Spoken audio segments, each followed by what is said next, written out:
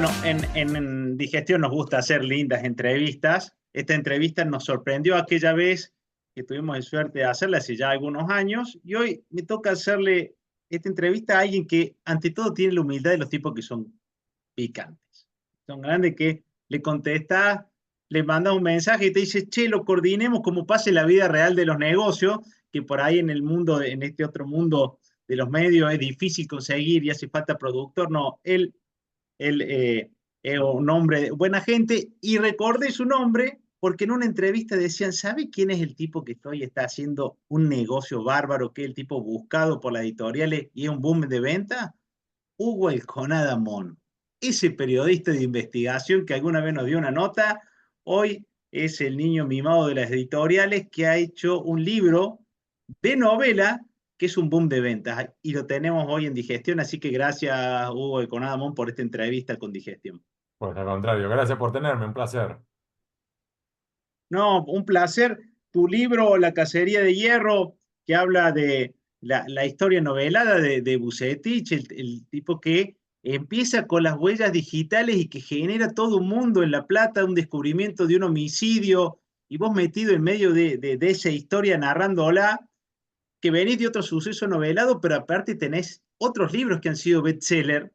Y, y, y la idea, bueno, preguntarte ante todo, ¿cómo estás viviendo este momento de ser un éxito sin agenda? Porque todo el mundo te busca para entrevistas para hablar de la novela y de este suceso, que me imagino que también debe ser económico. Pues mira, ha sido muy sorpresivo y muy reconfortante. Sorpresivo porque sí, yo he escrito libros de investigación que han sido bestseller, han sido número uno de ventas en todo el país, pero esto es otro registro. Esto era decir, arranco de nuevo y es en el mundo de la ficción. Son novelas históricas basadas en hechos reales, pero que tienen mucho de ficción. Y me encontré con que hubo una dinámica hermosa que generó un boom de ventas y terminaron los dos siendo las novelas más leídas cuando salieron. Y la primera, que es esta, La Cacería de Hierro, Sí, de la Ciudad de las de las Ranas, ranas, la ciudad de las eh, ranas. esa están viendo si van a hacer ahora una miniserie. Y Uf, este, que es La Cacería de Hierro, están viendo ahora, hay dos directores de cine evaluando hacer una película. uh-huh. Pues es que vos lo tenés muy normalizado, pero la otra vez nosotros hablamos hace unos años y era una persona que estaba en una situación de investigaciones internacionales donde tenías que guardar mucha confidencialidad porque corrías mucha presión. De hecho, habías perdido algunos colegas tuyos en otro país por este secreto. Sufrías mucho estrés porque hay gente que decía que habías tapado la investigación para favorecer a un candidato. Y no te acordas, pero para hacer la entrevista con nosotros te habías detenido en una ruta del Gran Buenos Aires porque venías saliendo de una cárcel de máxima seguridad que un preso había querido confesar una cosa con vos. Eso es una novela. Imagínate que estás hablando con alguien que hace consultoría. Ya eso es un novelón, ¿entendés? Y te preguntamos Eh, algo de tus hijos y dijiste, de eso no puedo hablar. O sea, de eso prefiero no hablar. A ver, Eso, mantengo sí. una dinámica parecida. Yo no hablo de mi vida privada. Hoy ya mis hijos son mayores de edad, entonces hay otra dinámica, pero aún así no los tengo conectados en las redes sociales, nunca van conmigo a eventos públicos. Sí, van conmigo a un restaurante, sí, van conmigo por la No, calle. me Pero, encantaría darte la razón, pero te quiero decir una cosa que yo sé que tenés hijos, que son hinchas estudiantes, que te gusta correr a la mañana, o sea, ya sos la figura detrás del producto, lo que todos compramos cuando compramos un producto. Entonces, ser que sos este tipo correctito, que tiene metodología, sea, ya te trasciende esta realidad. Entonces, digo, qué loco cuando cuando yo te hice la entrevista, era con 43 años ya habías logrado todo lo que soñaba un periodista. Habías ganado los premios estos de reconocimiento internacional por investigaciones, pertenecías a una red internacional que había destapado los mayores líos. Y dices, ¿qué vas a hacer de tu vida cuando ya estás tan hechito y vos decías, bueno, me tengo que cuidar, mi contador me tiene que declarar los premios porque como se dan con cierta frecuencia, esa era tu vida. Y ahora resulta que la gente te pide conferencias, que firmes libros, y se te empieza una nueva vida que parece mucho más piola que la que tenías. ¿Es así? En realidad es una combinación. ¿Qué quiero decirte? Sigo haciendo periodismo de investigación. De hecho, en estos momentos estamos cerrando dos investigaciones sensibles, mientras que hay otras tres en desarrollo. Y al mismo tiempo, lo que hago es como Dr. Jekyll y Mr. Hyde. Y entonces, de lunes a viernes hago periodismo de investigación, fines de semana me pongo a escribir. Después, por supuesto, tengo que para ir todas las semanas estoy dando una charla por las novelas. Y al mismo tiempo también sigo avanzando con otros libros. Tengo tres libros ahora en gestación. A ver, ¿qué quiere significar gestación? Que estoy en la fase de búsqueda de material, de entrevistar a historiadores, protagonistas, y entonces es el proceso previo a sentarme a escribir, ¿no? Que por ahí lo que Ujú. haces es, bueno, pedís una entrevista y te la dan para dentro de 3 meses. Bueno, listo, mientras que esperas eso, seguís avanzando con otro tema. Entonces, por ejemplo, en este momento, mientras que hablo con vos, uno de los libros, esto es parte del material que vengo juntando, ¿no? Ese es para un libro, pues para otro lo tengo ahí atrás, y vas juntando los materiales hasta acá. En un momento decís, bueno, listo, se terminó, vamos. Te sentás y lo escribís. Eh, Pero no y yo, buscas la verdad en ese libro de novela. a ver, depende, son distintos recorridos. Te doy un ejemplo ahora de estos tres libros.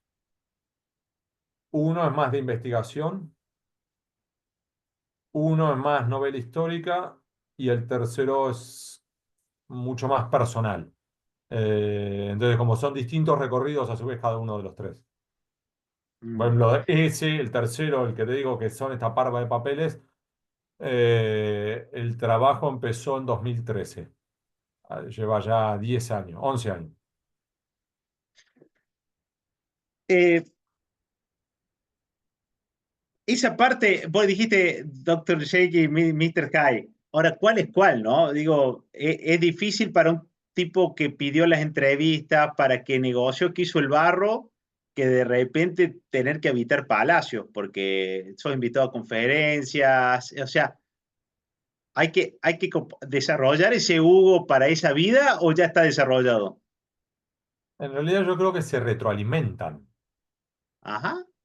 ¿Por qué? Porque muchas de las experiencias y muchos de los aprendizajes que he tenido y sigo teniendo como periodista, las aplico para escribir libros. Mucho de la metodología de investigación periodística la aplico para la investigación para los libros.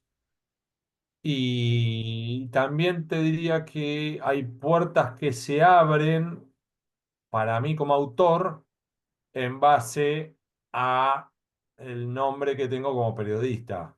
Ujú, Y entonces como que es un ida y vuelta, y lo mismo que se van retroalimentando en cuanto, por ejemplo, el escribir novelas y dar las charlas me recarga baterías, y esas baterías y el nuevo aire me ayuda a continuar con las investigaciones. Entonces, por eso te digo, es como una dinámica que se van combinando y potenciando mutuamente. ujú. Y te diría, como resumen, eh, el periodismo de investigación me apasiona. El escribir novelas lo disfruto. No es lo mismo. No me lo estás haciendo simple, porque cuando uno lo analiza económicamente, digo, ¿qué va a pasar cuando realmente ser autor de bestseller te genere un costo de oportunidad que decir, ¿en serio te va a poner a investigar? Pero Te pago por adelantado los próximos pero cinco libros. pará. Porque vamos a desmitificar esto, ¿no? Decís, mira, los últimos, a ver, la, la piñata. Mira, sí, pues están ahí. La Sí, piñata. Incluso antes, yo creo que Vudú también, pero supongamos que no. Piñata. Raíz. Raíz fue una. El primer pausa. La cacería, La ciudad de las ranas y la cacería de hierro, como mínimo cinco de mis libros fueron número uno en ventas en todo el país. Y te diría que hay por lo menos el caso Antonini, el tema de Vudú Chicone y Pausa 2 fueron top 5. ¿Sí? O sea que 8 de mis libros estuvieron entre los 5 libros más vendidos del país. Es decir, ¿me hizo millonario? ¡Ni loco! O sea, el mercado argentino es ínfimo. Yo creo que Ujú. la pegás. Yo creo que si pudiera ser número uno en venta en España y cobras en euros o Estados Unidos en dólares, o que vendieras, no sé, hicieron una super película o algo así, porque yo creo que ponen loquitos Sacheri. Sacheri, que el libro de él terminó siendo después un boom de ventas y además después fue película El secreto de sus ojos. Yo creo que él no se hizo millonario ni mucho menos, y de hecho él sigue laburando en otras cosas y no se dedica solo a la escritura. Bien, muy bueno el desmitificar porque pasa con muchos de los que uno ve en los medios, cree que son ricos, ¿viste? Cree que Yo creo están que sobrados. es otro mundo, el mundo de la televisión. En la televisión gana fortuna. En la prensa gráfica, no, vos pica piedra y remán dulce de leche, porque Eh, digo, ¿cómo analizás el éxito? definime el éxito. A ver, es una La- pregunta retórica. ¿Qué es ser sí, exitoso? ¿Qué yo es creo éxito? que es trabajar en base digamos, esto cuando lo trabajas en otros ámbitos, le decís, che, éxito es en base al objetivo que te planteaste alcanzarlo, y pueden ser éxitos en un aspecto de tu vida o en varios. Pero Yo creo que, una vez que lo alcanzaste, pasó a ser tiempo pasado. claro, Ya quedó y atrás. el tema es que en tu caso viene como normalizado el pegarla. Entonces, cuando vos ya ves que es un estándar, vos decís, che, ya no es pegarla. O sea, ¿todos tus libros tienen que ser bestseller? ¿Podemos obtener un poquito por debajo? ¿Todas tus Sí, de investigaciones hecho, tienen que ser así? es que en esa línea, a ver, número uno, ¿qué es el éxito? Sí, bueno, ganaste algunos de los premios más importantes del mundo, sí, están ahí. Este es mi escritorio, entonces están arrumbados ahí. Arrumbados no, quiero ser respetuoso. Están colocados ahí. Ahora, sí, gané el premio Pulitzer, sí, gané el de la CIP, gané el Transparencia, gané el Conex, gané. Y es tiempo pasado, gané, tiempo pasado. Primero, segundo, digo, sí, bueno, yo hice investigaciones sobre el kirchnerismo. Y Cristina Kirchner se fue del poder en 2015, hace 9 años. Macri, 2019, hace 5 años. Tiempo pasado. Yo tengo gente que no me reconoce. Me dice, ¿por qué no investigaste el kirchnerismo? Decís, que no tenés idea de lo que investigué. No, no, pero lo digo bien porque son pibes que después tienen 25 años. Y cuando yo hice las investigaciones del kirchnerismo tenían 15, no leían, no leían. Para ellos, o sea, lo que habré hecho es la nada. Es como si vos decís, bueno, sí, Marat Safin fue el número uno del mundo. Y hay muchos pibes que te decís, ¿quién es Marat Safin? De hecho, hoy hay muchos pibes que decís, Ibrahimovic, número 9 del Barcelona, un monstruo, el sueco, y hay muchos pibes que te dicen, no tengo ni idea de qué me estás No hablando. tengo ni idea quién es. Entonces, y mirando para adelante, ¿hay una obligación de algo? No. Y por eso también en parte las novelas son un disfrute, porque lo hago porque lo disfruto. Te doy dos ejemplos. Número uno, este libro, La ciudad de las ranas, el destino que tenía era la estufa. Y esto lo ves como libro porque se enteró un amigo. ¿Qué te quiero decir? Yo estaba escribiéndolo, mi idea era terminarlo, imprimir una copia, dárselo a mi mujer, que mi mujer lo leyera y lo tiraba a la estufa. Posta. Y un amigo mío se enteró y me dice, no, no, déjamelo leer, no, déjamelo leer, déjamelo leer. Me insistió, en un momento le tiré el borrador. Dice, no, perdón por la expresión, ¿no? Pero me dice, no, boludo, esto es para publicar. Ah, esto es para publicar, dámelo. Y lo maceramos juntos y terminó siendo, o sea, vos decís, pero yo me imaginaba que esto iba a ser un boom de venta. No. Ahora, terminó siéndolo. Me alegro y me enorgullece. Y hoy soy feliz, pero no lo busqué. Ujú.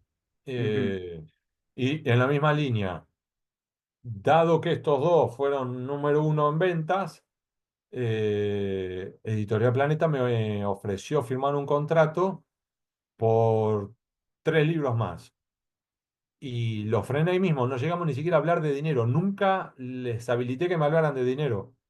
¿Por qué? Porque no quería que esto, que es un disfrute, se convirtiera en una obligación. Y aunque la gente del planeta, que son unos caballeros y unas damas, jamás me hablaran de eso, la presión me la imponía a mí mismo. Allí iba a estar, firmé un contrato por 3 libros, tengo que sentarme a escribir, me tengo que obligar, ¿sí? Y entonces dejó de ser un disfrute para pasar a ser una obligación. Pero después, ahora dedico la misma cantidad de horas o más que si estuviera obligado, pero lo hago porque lo disfruto, no porque siento a mí mismo poniéndome, ¿entendés?, la presión de estar escribiendo. Estamos hablando con Hugo Econamón, periodista, aunque yo lo quería presentar como autor de bestsellers y que siempre es su hobby, es lo que le da placer y todavía no lo define, o como plantea él muy sabiamente, lo integra. Entonces yo digo, vuelvo ahí. ¿Esto es un trabajo propio que se te ocurrió corriendo o haces terapia o haces algún tipo de trabajo que te ayuda a integrar estas etapas que, quiera o no, sos joven, pero en algunas cosas estás en un expertise, una curva de expertise demasiado grande, demasiado elevada? Es parte de un recorrido, te diría. ¿Por qué, Roberto? A ver, ¿estoy yendo a psicólogo? Sí. Me estoy tratando de obligar a mí mismo, a veces me sale mejor, a veces peor, a disfrutar un poco más, sí. A relajar un poco más, sí. Ahora, al mismo tiempo, es que hubo un día que yo dije, ¿me pongo a escribir novelas? No. Ah. Lo que ocurrió allí fue, a mí me gusta mucho la lectura, me gusta mucho la historia.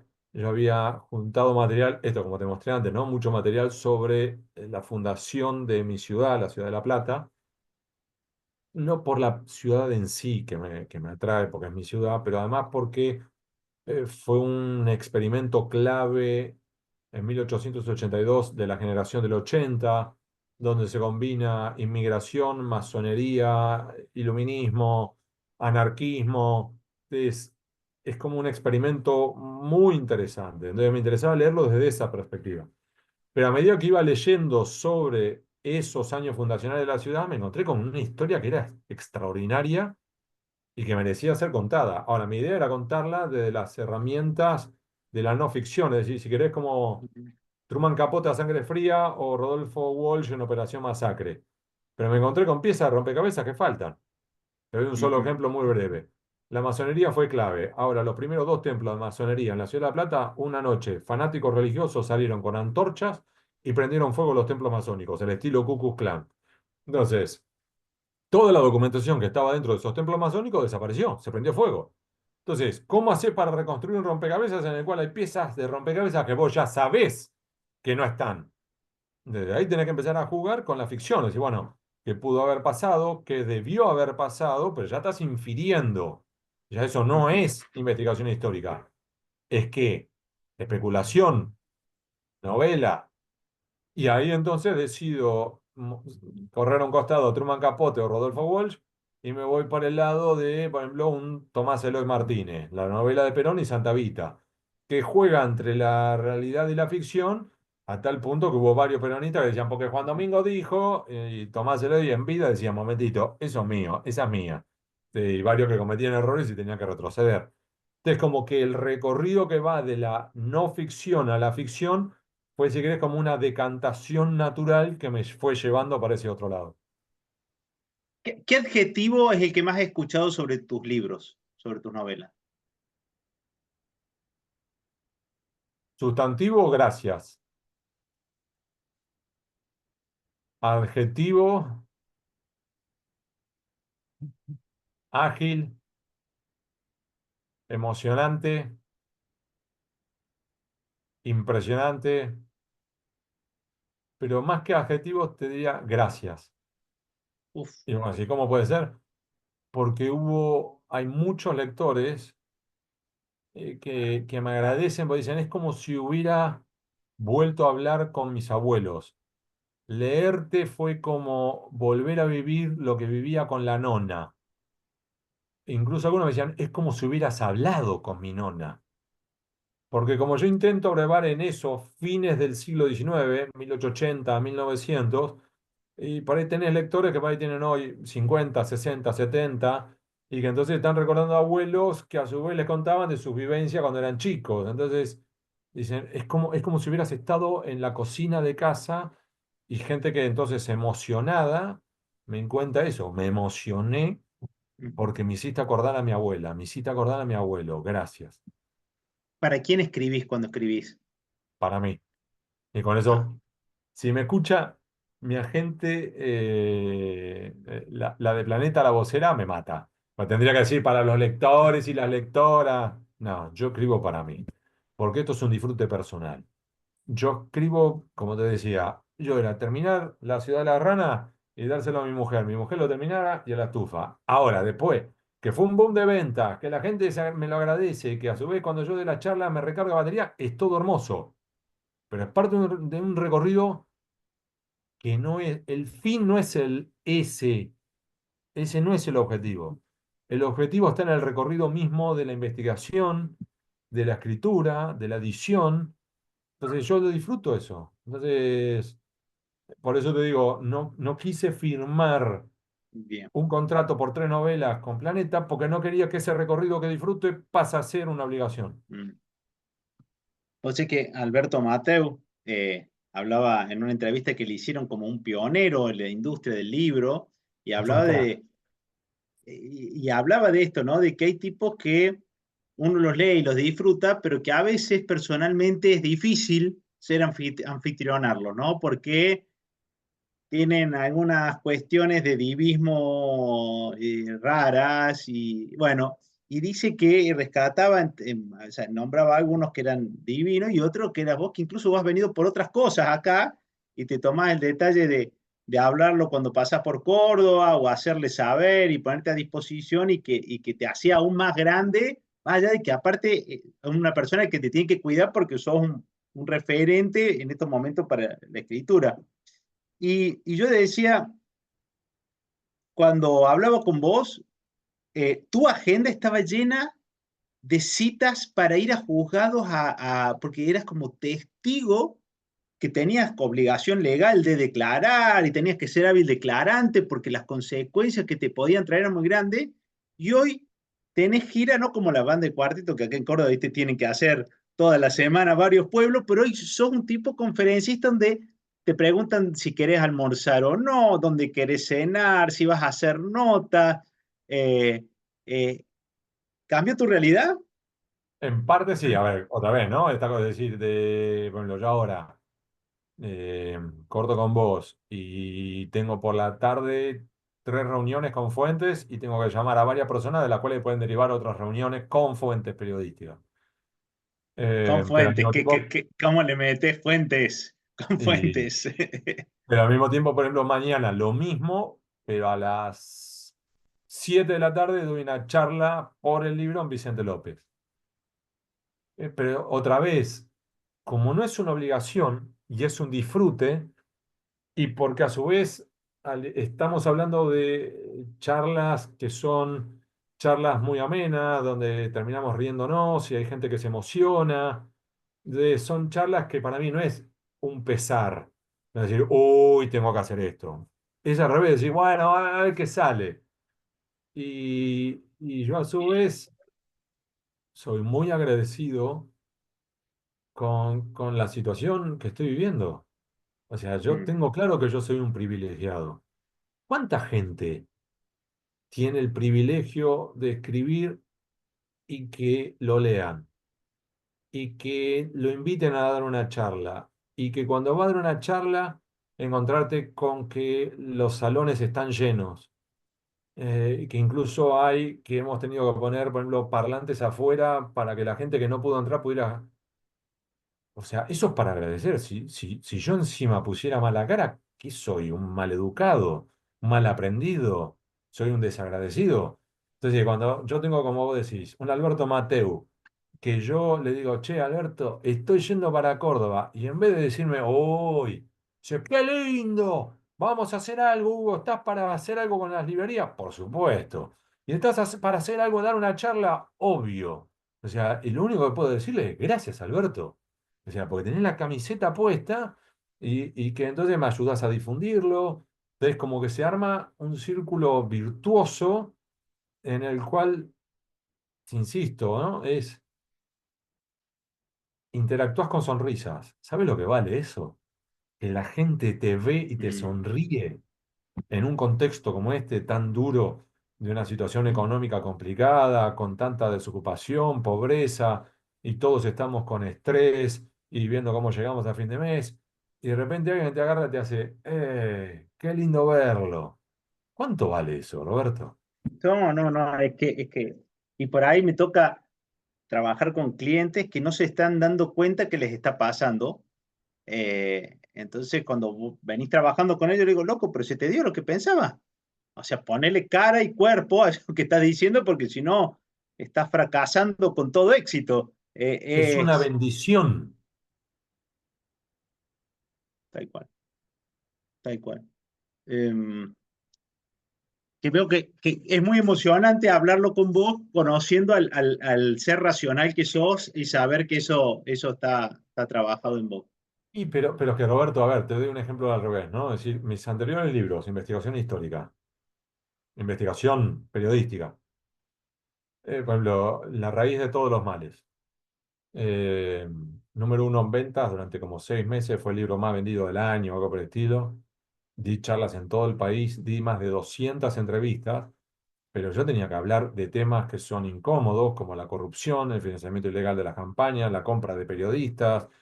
Y entonces la gente que te va a ver, vos es como que le estás dando un diagnóstico de una enfermedad. Entonces, cuando vos le estás dando el diagnóstico de una enfermedad, la gente no te recibe con qué lindo! Se sale como diciendo, pucha, mirá la radiografía que nos pintó. Y además es como rendir un examen, y vos tenés más de uno que está esperando si cometés un error o haces un comentario de más para eventualmente una carta documento, un juicio. Cero juicios.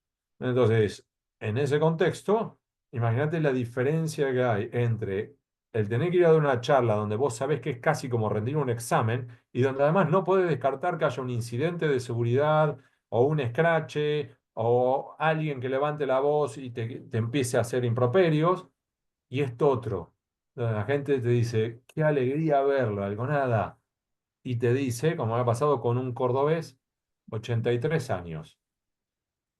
Me encaró en la costa en vacaciones y yo estaba sentado, ¿no? Y se me acercó, entonces yo, ¡pum! No, no se levante. Le digo, no, me levanto.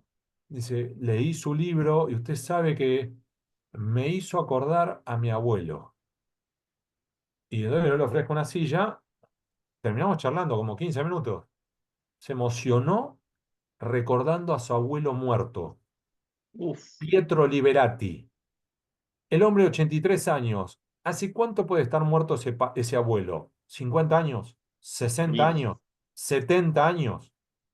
Con lo cual, el leer mi libro trajo al presente a un hombre que falleció hace 50, 60, 70 años y llevó a este hombre de 83 años a emocionarse. ¿Cuánto vale como Ta, autor vivir algo así? Entonces no pasa por la no, guita. no, no. Bueno, con Amón, yo me prometí hacerte estas tres preguntas, porque Dale. de si no, como no te las preguntan, pero, a ver, hubo una situación que no sé si es un baño de humildad, porque que en un juicio, que era un extracto, donde te agarraba un abogado y te masacraba y te masacraba y te masacraba, y a mí me llamó la atención dos cosas. Primero, el temple de no, viste, al final vos no eras ni, vos sos un tipo que aporta información, pero donde te tenías que desdecir de algunas cosas y que tu fuente, no sé, esa situación, ¿cómo pasó por tu cuerpo como Hugo y como figura pública en cuanto a lo que vos sos como significante en el periodismo de investigación? Fue muy desgastante. Todavía hoy es muy molesto, porque además es frustrante. En ese caso en particular, el caso hoy, yo declaré durante 4 horas. me editaron un video de 4 minutos en los cuales quedo básicamente como un imbécil. Y cuando yo terminé, te lo digo así, hubo un policía que estaba en la audiencia que cuando salí se me cuadró y no tiene por qué cuadrarse porque yo no soy funcionario, no soy un Ok, carajo. Entonces lo miro y me dice, usted se ganó el respeto. Me dice, después de escucharlo a usted, ahora entendí esto. Entonces, esa es la realidad. En el video me lo editaron de un modo que, por ejemplo, no, antes me preguntan, por ejemplo, ¿usted no tomó en cuenta el peritaje contable? Yo hago así como hago. No. Y cortan ahí el video. Y siguen con la siguiente pregunta. La respuesta completa mía era, el peritaje contable se hizo 2 años después de que yo completé mi investigación. Con lo cual usted, salvo que usted quiera que yo viaje en el tiempo y vuelva, no lo puedo haber claro, analizado. El tribunal me dijo, téngase a responder lo que tiene que responder. Después ese pedacito en el cual yo aclaraba que el peritaje era posterior, pero todavía hoy tengo que comerme ese desgaste, ¿viste? Pero nada, es parte del bien, baile de lidiar con esos empresarios que además son dueños de un canal que he vivido situaciones muy locas, como por ejemplo una vez que me sonrío porque hasta termina siendo hasta ridículo. Publicaron la foto de mi mujer mientras que mostraban la foto a televisión, ¿no? La foto de mi mujer mientras que decían que yo había investigado y tumbado a un juez federal para que mi mujer lo reemplazara como juez. Nunca escribí sobre ese juez federal. Mi mujer no puede ser jueza porque es psicóloga. claro. Y la foto que mostraron no era la de mi mujer. Con lo cual, mi mujer me decía en casa, me decía, ¿y esa quién es? Le digo, ¿yo qué carajo sé? Claro. Bueno, eso era porque al ser figura pública pasa que hay gente que te quiere pegar porque mide pegarte ahora, ¿entendés? Sí, y en ese caso en particular era, es decir, el demoler mi credibilidad demuele mi testimonio. Bien. Segunda pregunta, más cortita porque Déjame viene la aclararte tercera y te algo. tenés. Sí, Sí, mamá, y déjame aclararte algo. Ese testimonio en ese juicio llevó a que Ricardo Chegaray se convirtiera en el primer y único titular de la AFIP en la historia argentina en ser condenado por corrupción. Imagínate si le habré pifiado mira, que terminó generando esa condena. esa condena. Eh, y si querés, ayúdame a darle más marco, era el juicio a los dueños de un Oil multimedio, Combustibles. Hoy Combustible. Bien. Eh, la segunda pregunta es muy difícil esconder un elefante detrás de un árbol. Tu trabajo, uno se imagina que estás con un diario, con huecos así en el diario, investigando, y si yo soy una fuente, yo no me quiero juntar con vos porque todo el mundo va a saber que yo estoy ventilando algo, pues Bueno. ya te conoce todo el mundo. ¿Cómo trabaja esa parte ahora? A ver, primero, mi trabajo tiene muy poco de sexy. ¿Qué quiero decir con eso? Mucho de mi trabajo es muy aburrido, muy rutina. Eh, sí, por supuesto, hablar con fuentes humanas, pero también es mucho de análisis de documentos, de análisis de balances, de declaraciones juradas tributarias, porque yo me investigo sobre todo crímenes económicos, lavado de activos, Mm, evasión, facturas truchas, ¿entendés? Pasa mucho más por como un contador. ok. Y aún así, obviamente, sí, hay una serie de pautas de seguridad, ¿no? O sea, yo me reúno en lugares públicos con fuentes que por ahí me piden la reserva de su nombre, pero que no están bajo riesgo de seguridad. Y que si alguien nos viera, no conllevaría un riesgo de seguridad física o laboral para esas personas. Ahora, a mayor sensibilidad del tema, a mayor riesgo y a mayor importancia o lo que fuere de la fuente, hay una serie de pautas. Incluso hay fuentes con las cuales me reúno en determinados lugares que no son públicos y con otros ni siquiera me reúno físicamente. Lo que terminamos haciendo es como esta conversación entre Ajá, nosotros, que incluso a su vez no utilizo una plataforma como Zoom, sino que utilizo plataformas encriptadas para mayor seguridad. Entonces, como que es parte de un proceso de como, oye, espera, a ver, vamos a simplificarlo. Si vas a hacer intercambiar correos electrónicos, hay como distintos niveles de seguridad. Yahoo y Hotmail no los uso nunca más, y si tenés una, Roberto, cerrá eso porque son una porquería. Después viene Gmail, después viene Gmail con doble encriptación, después viene Hashmail, después viene ProtonMail. Y lo mismo con teléfono. Viene WhatsApp, Telegram, Signal, Wire y siguen habiendo cada vez plataformas cada vez más seguras. Uf. Y después Entonces, tenés si que ir a contigo escribir. estuviéramos conversando temas sensibles, yo diría, Roberto, frena acá, bajate esta aplicación y seguimos la conversación en ese Claro. otro lado. Y hablas de eso y después pasás a hablar de la novela y Bucetich. Así, haces de carrilero, sí. Y en el medio de todo esto, no te pregunto como papá, pero sí en el ámbito que puede ser replicable acá, como líder. Porque hoy muchas veces te deben poner gente a trabajar para vos y la vara con la que vos te moves puede ser una viga para No, el que trabaja con vos. ¿Cómo manejas el liderazgo? ¿Cómo te has formado? ¿Cómo lo has elaborado a esa faceta en tu vida? trato de trabajar en equipo y trato, eso habrá que preguntarle a los que integran los equipos, ¿no? Trato de darle a cada uno su lugar y cuando delego hago el seguimiento, pero no hago el reemplazo. No digo, correte a un costado, me encargo yo. Y llegado el caso, si tengo que sugerir un cambio, lo sugiero, pero dejo que esa persona lo complete la tarea. La responsabilidad es de esa persona. Y no es que le suelto la mano, sino decir, te encargás vos de este tema, listo, te encargás. Si eventualmente veo que se demora, ¿cómo venís con ese tema? Pero después vos te encargás. Esa es tu responsabilidad.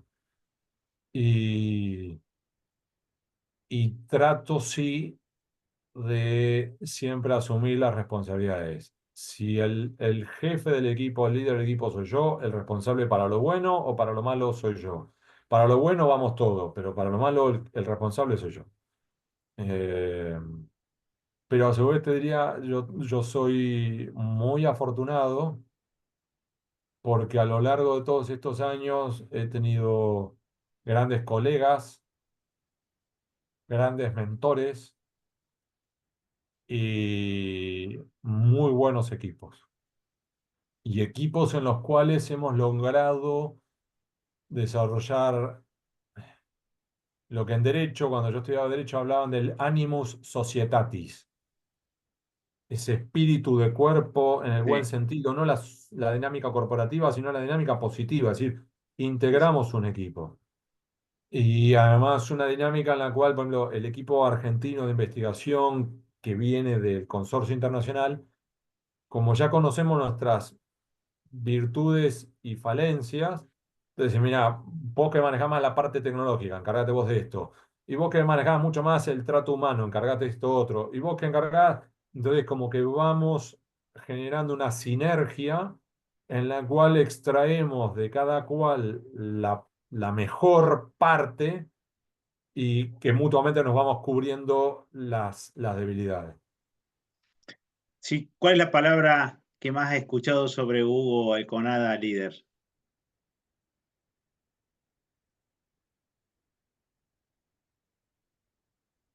Es que suena, gracias. ¿Viste? Lo lo mismo que la novela. Este, Sí, trato. Y otra vez, ¿no? Hay que preguntarle a los equipos. Trato de que, además, generar dinámicas que sean agradables. ¿Qué quiero decir? A ver, a veces en los equipos, ¿somos amigos? No. Te digo, pero yo tengo gente con la cual trabajo hace 15 años, no conozco sus casas. Uno de ellos, conocí a la esposa de Iván Ruiz hace un mes y trabajo con Iván hace 15 años. Pero al mismo tiempo, ¿somos amigos? Sí. ¿Les tengo estima? Sí. ¿Me tiene estima? Sí. ¿No tenemos afecto? Sí. Y de hecho, seguimos trabajando juntos y ya debemos llevar juntos, no sé, 10 12 15 proyectos. Entonces, y nos vamos eligiendo mutuamente. ¿Sí? ujú, A veces él dice, Hugo, venite, y yo le digo, venite, pero al mismo tiempo, ¿somos amigos? ¿En qué sentido? Eh, pero sí trato, y por eso te digo, habría que preguntarle a Iván o a otros y otras, eh, pero lo que intento es generar dinámicas bien, positivas o incluso esto, disfrutarlo. Y que entonces, sí, estamos bajo estrés, sí, vamos a revelar un verdadero despelote, por ejemplo, ahora sobre Milei, o sobre antes, sobre Alberto Fernández, o sobre quien fuere, ¿no? O sea, estás investigando al presidente de la nación. Obviamente somos profesionales y lo vamos a hacer a fondo, y nunca nos han desmentido. Pero que al mismo tiempo esto no sea una cosa Mm, tortuosa, sino que la pasemos bien, que nos riamos y que entonces que haya una dinámica que sea agradable y sea que cuando te vuelvan a acomodar, decir, qué lindo, a ver, de hecho pasa, ¿viste? ¿Qué vamos a hacer ahora? Como diciendo, vamos por sí. la siguiente, no esa cosa diciendo, uy, me volvieron a convocar, ¿entendés? Como hoy. Vos sabés que a propósito, trate de evitar todo lo que te preguntan todos los colegas dónde vas, porque es como es tan fuerte tu rol de periodista que te preguntan del Claro. Colini, de Milei, de la investigación tal, tal, y me parece que era muy provechoso todo lo otro, que saque esta faceta cada vez más soft tuya, la verdad que comparado con el que me tocó entrevistarla otra vez, y la celebro terriblemente, así que Mirá, si yo tú, sí, mirá, te doy una para que te rías, ¿no? Pero ahora me hiciste acordar. Uno de los grupos de WhatsApp, el grupo de WhatsApp del equipo de investigación, tiene una imagen, ¿sí? Como del sí, grupo. Y la imagen no la puse yo, ¿sí? La puso un miembro del equipo. ¿Querés verla? sí, por favor.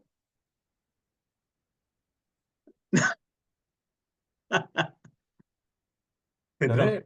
Y que le esto es apareció un radio, día, está con todo el cotillón de un casamiento puesto Hugo y con Adamón.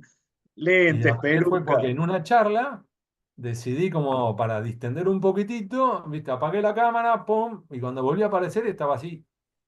Distendí la conversación, todo el mundo a las Ah, carcajadas, y una de las integrantes, Mariel, fue rapidísima, me saca la foto y la puso como imagen del grupo. mira. Esta entrevista, al igual que tu liderazgo y al igual que tus novelas, merecen recibir un gran gracias, ágil, impresionante.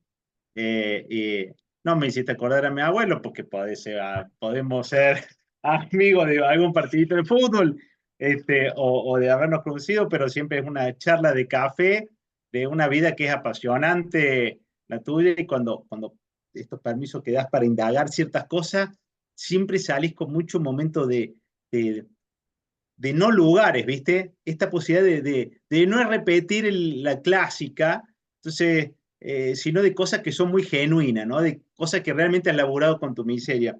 Y hoy en esta etapa que el cambio cambió y requiere que hoy los más 40, más 50, nos va a quedar mucha vida por delante para seguir haciendo cosas apasionadamente, porque las nuevas generaciones nos han enseñado a vivir con este placer, integrar lo anterior, ¿no? No es una cosa o la otra, ver cómo todo lo que hice lo integre, y por ahí uno le cuesta verlo en lo propio, pero verlo en lo tuyo, donde estás un éxito a los 43, que dices, ¿qué más viene de esto? Y de repente venís este rol, pero sin soltar este, sino que uno potencia al otro, y estos dos potenciarán al que vienen. Puede ser muy inspirador para el que lo escuche, así que seguramente ese que lo esté escuchando también celebre con una enorme gracias esta entrevista de tanta generosidad y de tanta profundidad. Yo te agradezco, Roberto, y déjame cerrar con esto, ¿no? Sigmund Bauman, uno de los más grandes para mí pensadores de los últimos 50 años, él hablaba de la realidad líquida. Es decir, nuestros padres, nuestros abuelos sabían que si entraban en una fábrica a los 18 sabían que iban a laburar el resto de su vida en esa fábrica y que sabían que el final de recorrido era con la entrega en una ceremonia en el salón de la fábrica de una medalla de oro entregada por el presidente de la empresa y ahí a su casa a jubilarse. Hoy vos y yo y los que nos están viendo no saben dónde van a estar dentro de 3 años, 2 años, si van a tener el mismo empleo o incluso en el mismo lugar.